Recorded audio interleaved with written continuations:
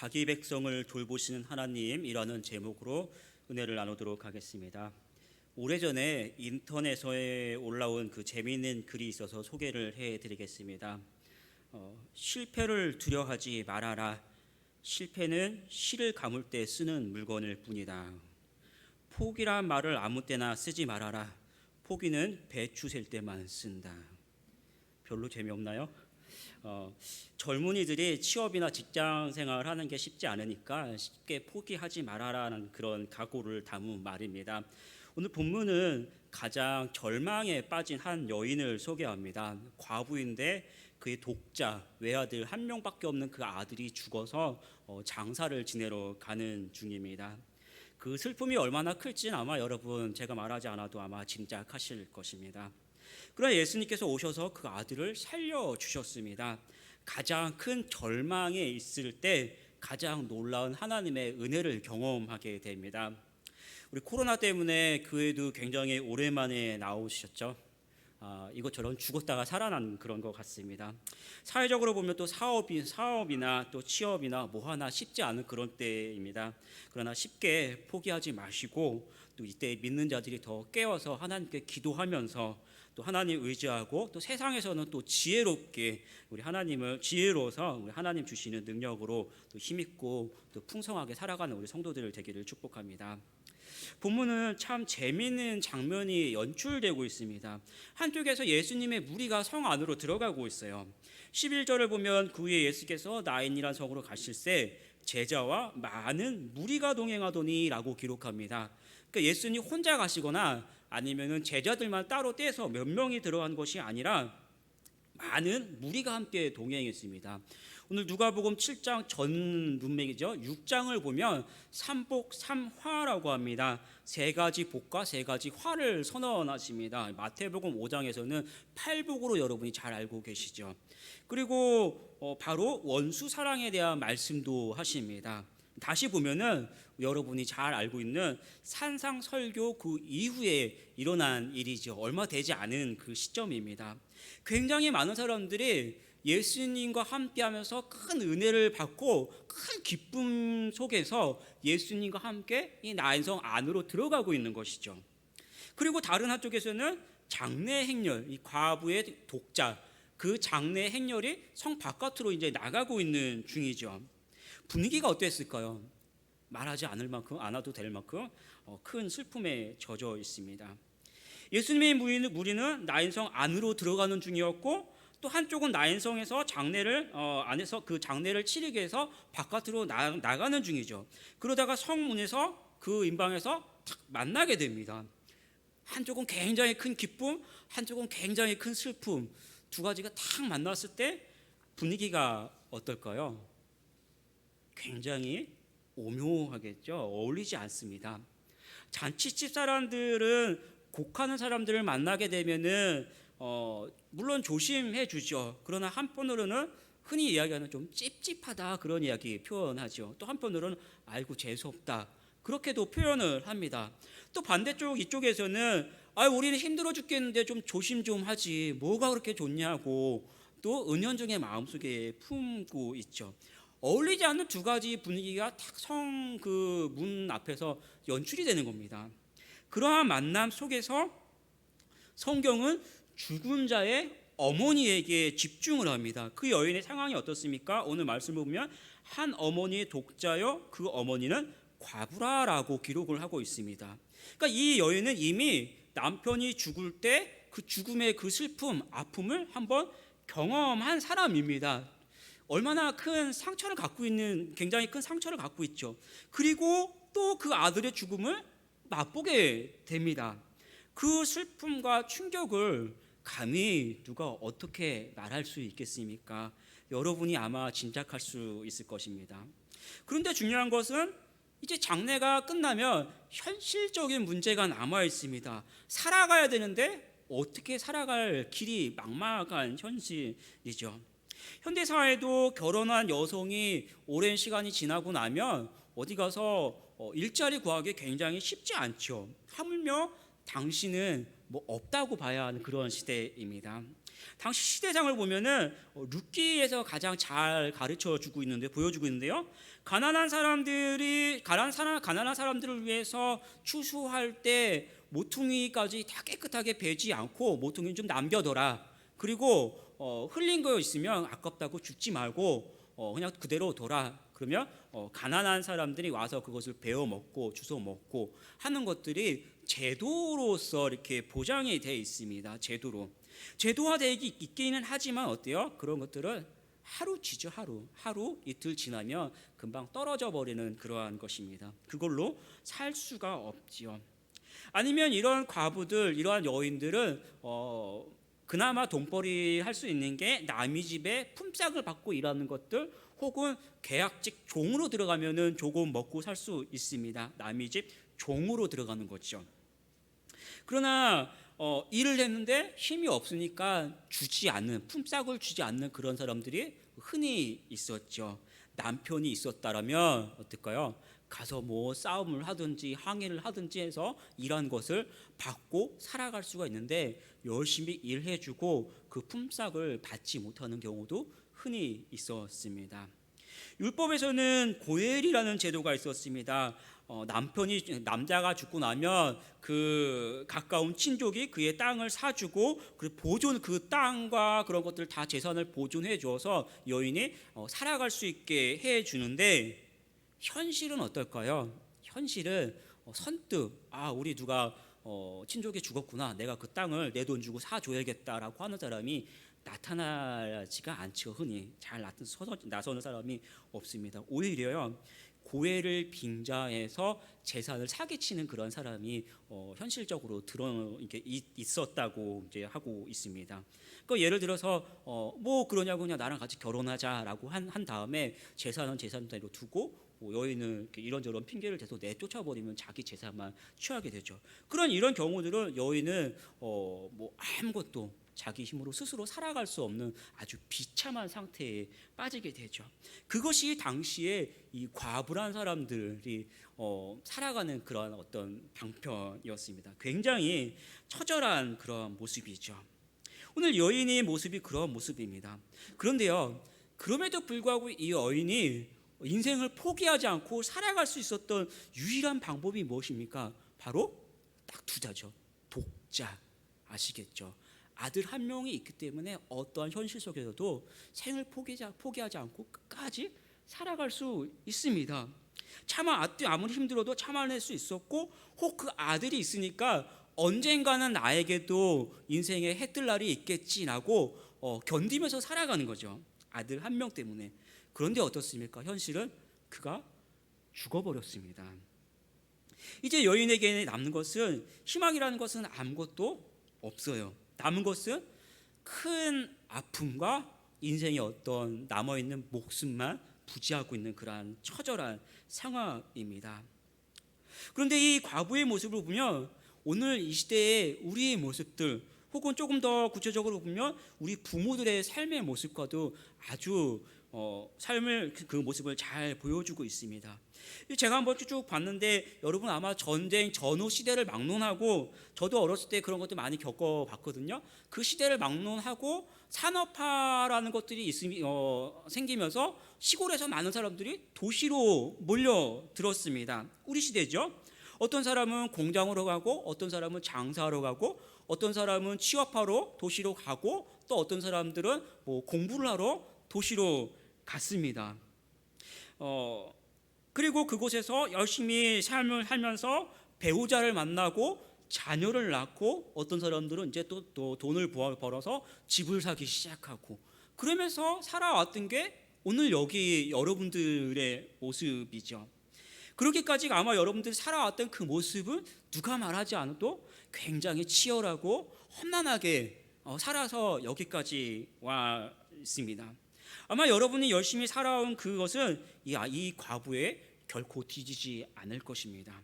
그런데 여러분이 그렇게 힘들게 살아오면서도 버틸 수 있도록 나를 잡아준 것이 무엇입니까? 사랑하는 가족이 있었고, 특별히 자녀들이 있었으니까 아마 힘을 내서 여기까지 와 있었을 것입니다. 그리고 우리는 그 자녀에게 희망을 갖습니다. 나는 고생했지만 너는 좀 편안하게 살아라. 그게 우리의 마음이었죠. 그래서 우리 자녀들에게 내가 아무리 힘들어도 조금 더 돈을 벌고 애써서 하나라도 더 주려고 하고 하나라도 더 공부시켜 줍니다.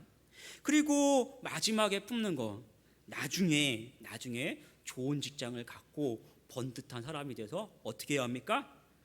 번듯한 인물이 돼서 나를 좀 잘 이렇게 모실 것을 우리는 기대하면서 살아왔죠. 그런데 지금 여러분 그렇게 살아가는 사람 아마 거의 없지요. 시대가 많이 바뀌었잖아요. 우리 시대가 우리가 살아가던 시대는 자녀들에게 꿈과 희망을 가졌는데 지금은 자녀들하고 같이 사는 사람이 없죠. 끊어져 버렸어요.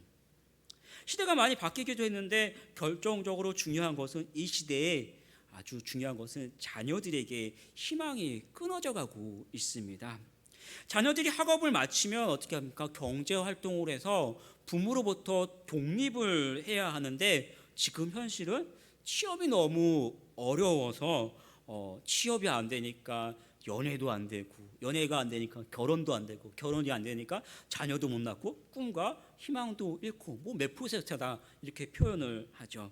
그중에 가장 안타까운 것은 젊은이들이 결혼까지는 그래도 모르겠는데 연애는 좀 해봐야 되는데 연애도 포기한다면 굉장히 안타깝죠. 여러분 아마 공감이 잘 안 되시는 것 같아요. 연세를 드셔서 그런 시대예요. 또 어떻게 해서 자녀들이 취업을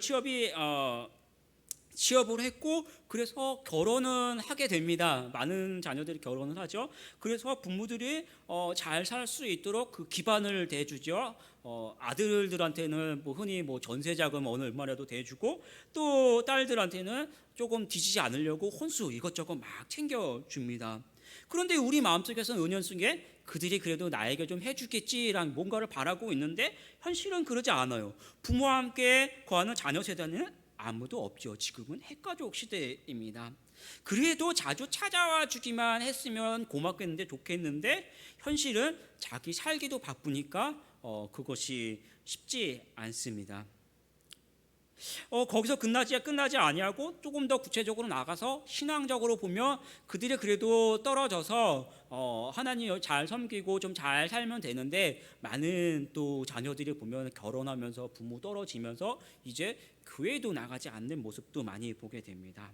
한마디로 보면 우리가 기대하고 우리가 바라봤던 그 자녀들, 우리는 그들 때문에 살아갔고 온 헌신을 다하면서 그들에게 소망을 품었는데 그 자녀들에게 있어서 현실은 죽은 아들과 같은 그러한 절망적인 모습을 많이 봅니다. 성경은 이 청년이 어떤 사람이었으며 또 왜 죽었는지, 이 부모가, 이 엄마가 그 아들을 위해서 무엇을 해 주었는지에 대해서는 언급하지 않습니다. 다만 그는 죽었다. 그리고 그의 어머니는 울고 있었다라고 기록을 합니다.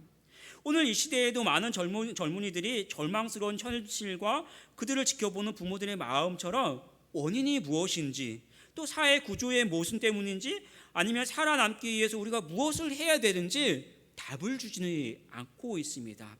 다만 이것은 현실입니다.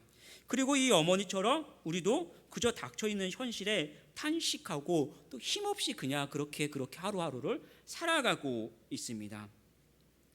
그런데요, 하나님의 방법은 그렇게 비참하고 부정적이지 않아요. 하나님의 방법은 우리의 현실보다 더 놀라운 방법과 은혜로서 바로 여러분에게 다가가고 있습니다.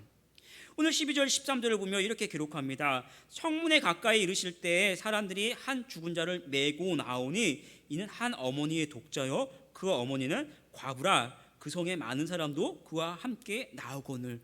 아주 부정적인 현실을 표현하지만 13절 보면 주께서 과부를 보시고 불쌍히 여기사 울지 말라 하시고 하며 하나님께서 우리에게 다가오셨습니다.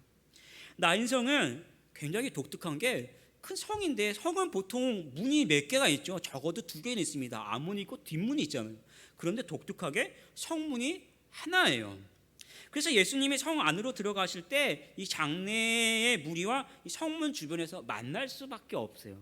하나님의 계획하심 안에 있었던 것이죠. 이 어머니는 울며 자녀의 마지막 모습이 무엇입니까? 버리는 것이죠. 죽은 육체를 버리는 것. 그 울며 자녀의 마지막을 향해서 나가게 됩니다. 근데 이때 예수님은 어때요? 소망의 모습으로 다가가셨습니다. 인생 속에서 우리가 해결할 수 없는 문제를 만나게 됩니다. 우리는 절망, 근심, 낙심하게 되죠. 그러나 중요한 것은 하나님은 그 절망의 끝자락에서 주님을 만나도록 그 삶을 계획해 두셨습니다. 13절 말씀을 같이 한번 읽어볼까요? 13절 시작. 주께서 과부를 보시고 불쌍히 여기사 울지 말라 하시고. 울지 말라. 무슨 의미입니까? 우리 시각에서는요, 죽음이라는 것밖에 볼 수가 없습니다. 감당할 수 없는 현실을 우리는 바라보지만 하나님은 그 위에서 선한 것으로 우리에게 역사하시는 하나님이십니다. 하나님이 어떤 분이십니까? 눈먼 자에게 가셔서 앞을 보게 해주셨고, 안진뱅이에게 가셔서 일어나서 걷고 뛰게 하시고 하나님을 찬양하게 하셨습니다. 문둥병자에게 가셔서 그를 깨끗하게 하셨어요. 귀신 들려서 자기 몸을 수없이 해야 하는 그런 사람에게 가셔서 귀신을 내쫓게 하시고 온전케 하시고 새로운 삶을 살도록 해주신 분이 우리 하나님, 우리 예수님이십니다. 예수님은 고통받고 절망에 있는 자들에게 가셔서 그들을 고쳐주시고 새로운 삶을 살도록 해주셨습니다. 그러니까 우리는 아무리 큰 어려움 속에 있어도 우리 삶은 결코 절망이 아니요, 하나님께서 그 예배해 주신 그 은혜를 만날 때, 하나님을 만날 때 결국 우리 삶은 큰 하나님의 능력을 경험하고 희망스럽게 살아가는 게 바로 여러분들 하나님의 백성의 삶입니다. 그리고 이제 죽음을 만난 이 여인에게 오셔서 말씀하십니다. 울지 말라. 내가 너의 문제도 해결해 주고 너도 새로운 삶을 살 수 있도록 해주겠다. 그런 말씀이죠. 누구에게요? 죽음을 2번이나 경험한 이 여인에게 하신 말씀입니다. 여러분, 그래도 살아있어야 뭔가 할 수 있는 거 아닙니까?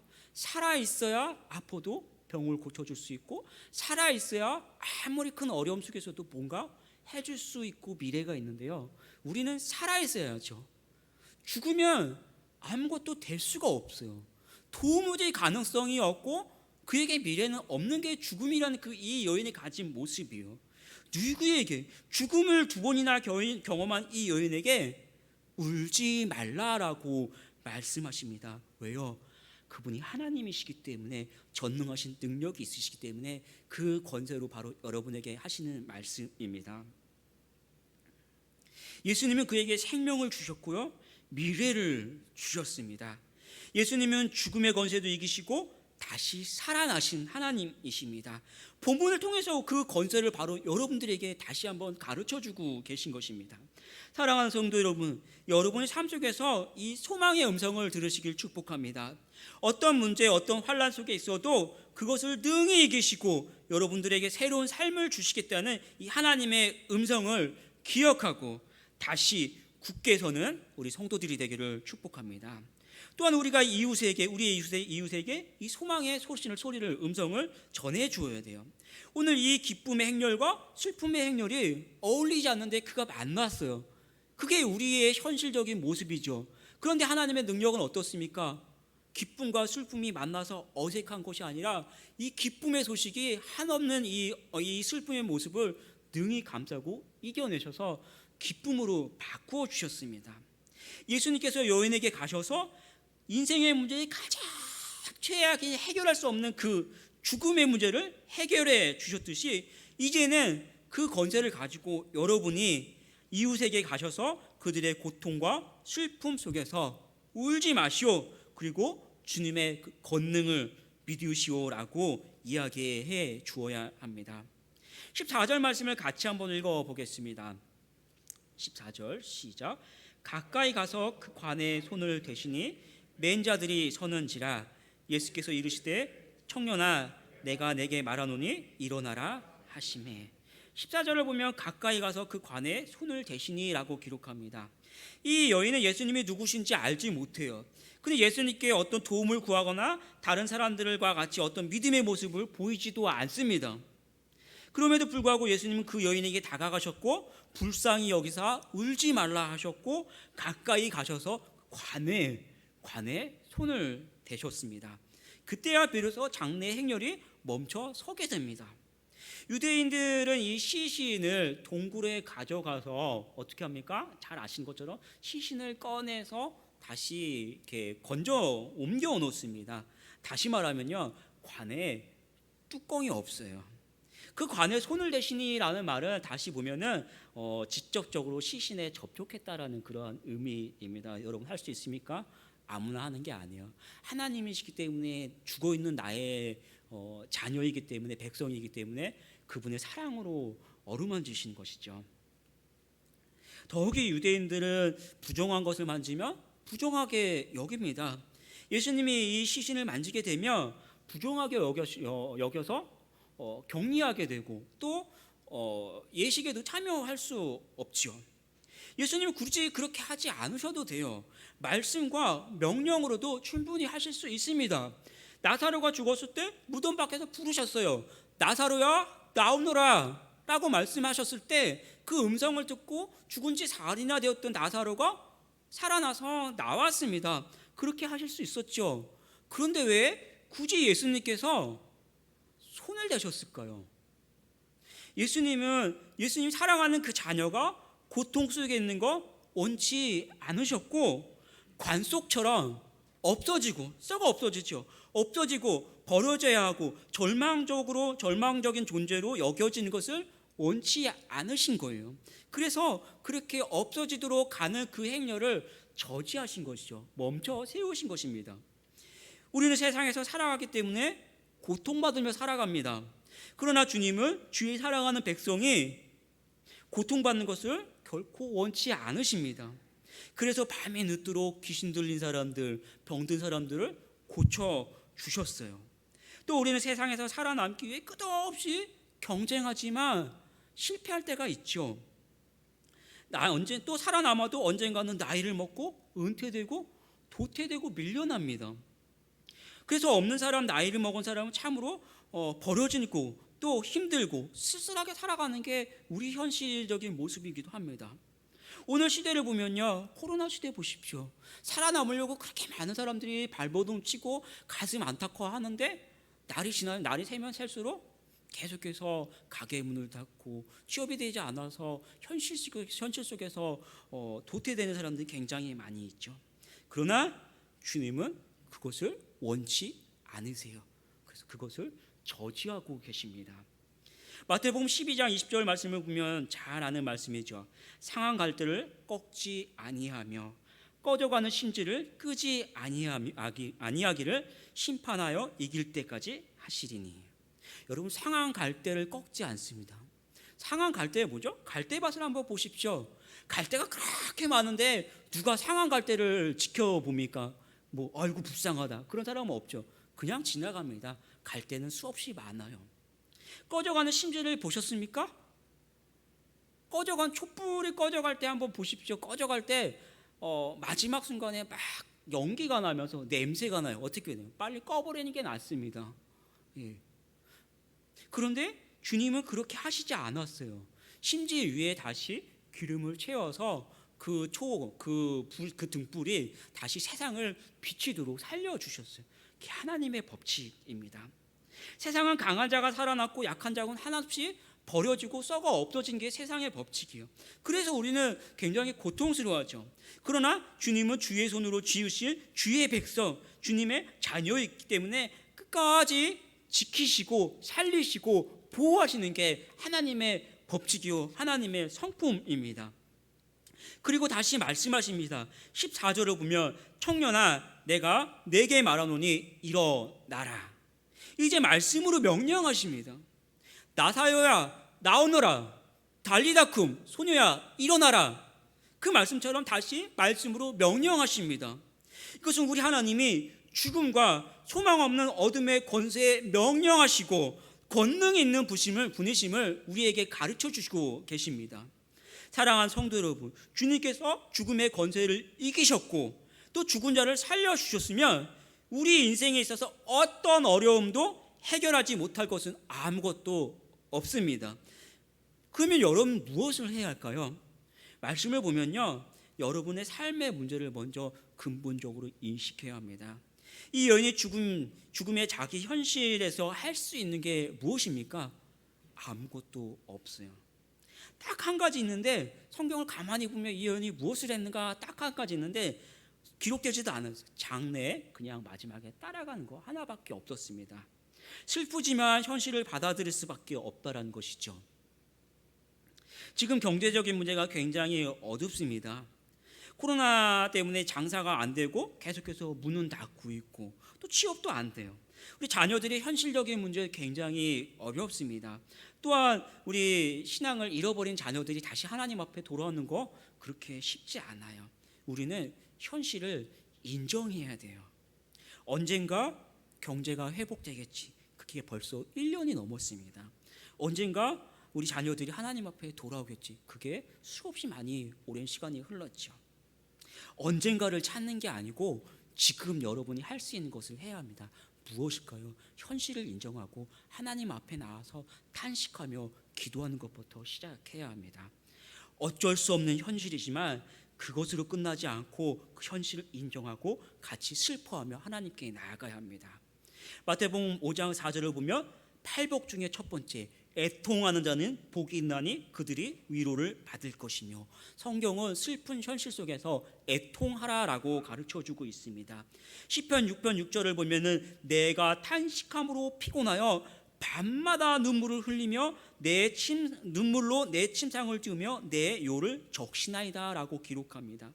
슬픔 속에서 잠을 자지 못하니까 울면서 계속해서 기도하면서 이불에 다 적게 되는 거죠. 그 눈물 때문에 이불이 젖었다고 표현을 합니다. 우리의 문제를 가지고 애통하고 이제는 하나님 앞에 가지고 나와야 합니다. 그리고 기도해야 합니다. 성경은 가슴 아프고 절망적인 상황 속에서 통탄하며 감정적으로 반응하는 것을 우리에게 가르쳐 주고 있어요. 우는 게 지극히 정상적이다라는 것이죠. 여러분의 문제를 가지고 특별히 오늘 말씀드린 자녀의 죽음이죠. 자녀를 위해서 얼마나 눈물을 흘리며 기도하십니까? 자녀를 위해서 일하고 좋은 것을 채워주지만 정작 그들이 갈급해야 하는 것은 부모의 사랑과 눈물의 기도입니다.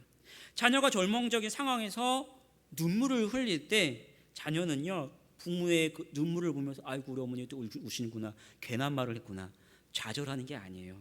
좌절이 아니고 부모의 사랑과 관심이라는 강한 힘을 받게 돼요.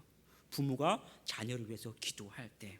그리고 그 눈물은 자녀 앞에서 흘리는 눈물이 아니고 전능하신 하나님 앞에서 흘리는 눈물, 하나님 앞에서 그를 향한 사랑과 간구의 눈물입니다.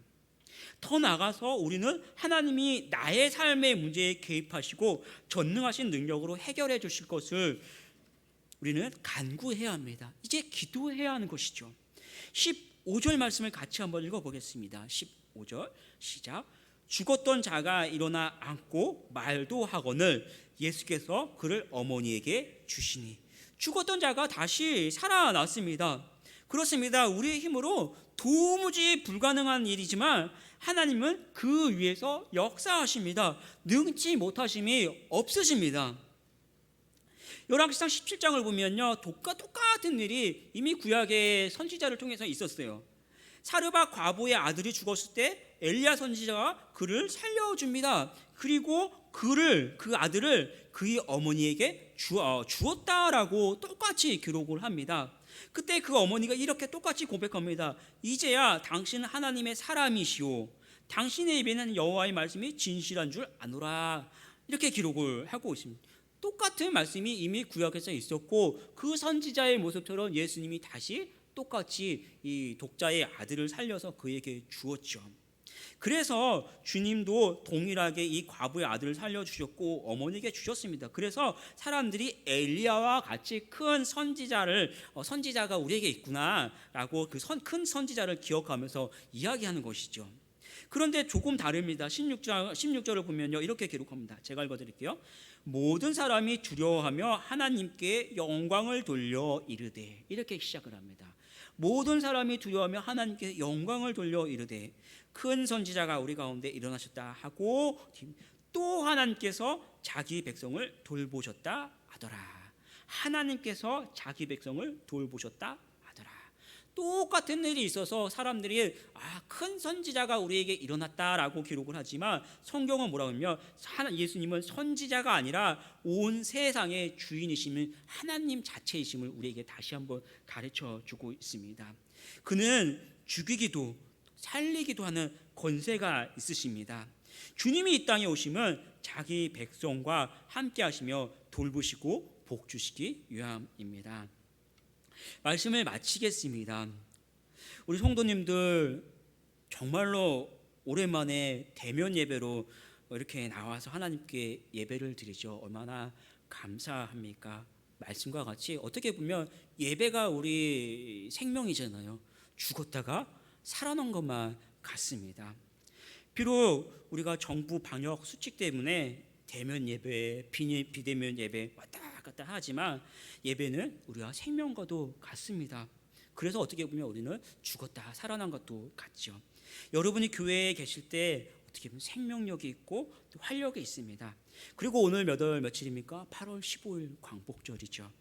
우리가 지금은 부유하고 또 강국이지만 우리 민족은 죽었던 민족입니다.